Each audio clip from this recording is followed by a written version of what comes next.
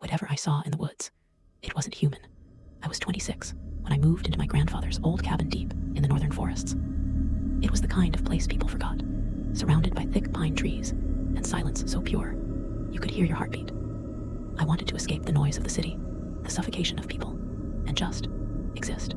One afternoon, as the sun began to dip behind the tree line, I went for a walk along the wooded trail. That's when I heard it, a soft crying sound. High-pitched, frightened. I followed it. Near a clearing, I saw her. A little girl, maybe 7 years old. Her hair was tangled, her dress torn, and her bare feet were covered in mud. She stood perfectly still under a dead tree, eyes wide but expressionless. No parents in sight. No backpack. Nothing. I knelt down. "Hey, are you okay?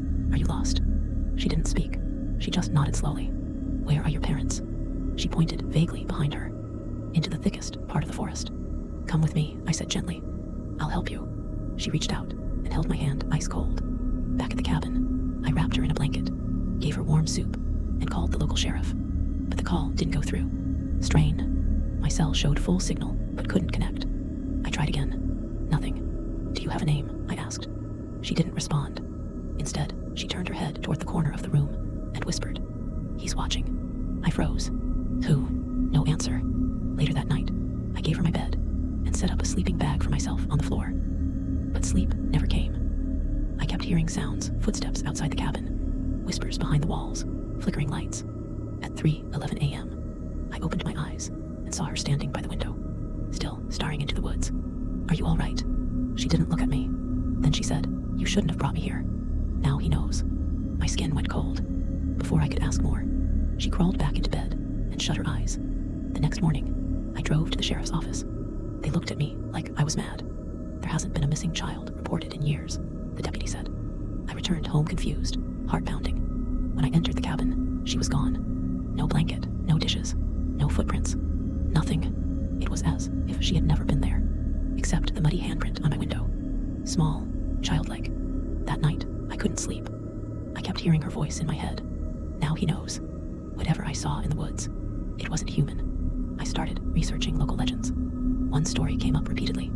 The forest daughter, a spirit often seen as a lost girl. Anyone who helps her invites him, a nameless entity, into their home. She isn't evil, she's a warning. For the next several days, strange things happened. Birds flew into my windows and died. My reflection in the mirror would blink twice, even when I didn't. My dog barked at empty corners until he ran away. One night, I woke up to see muddy footprints on the floor, leading from the door to my bed. I packed up to leave. As I started the car, I looked back one last time. She was standing in the clearing again. Same dress, same tangled hair. But this time, her eyes were pitch black. She didn't move. She didn't blink. And behind her, in the shadows between the trees, I saw him. A tall, crooked figure with limbs too long and face completely covered in shadow. They didn't chase me. They didn't need to. I knew that once you see them, a part of you stays in that forest forever. Even now, years later, I dream of her voice.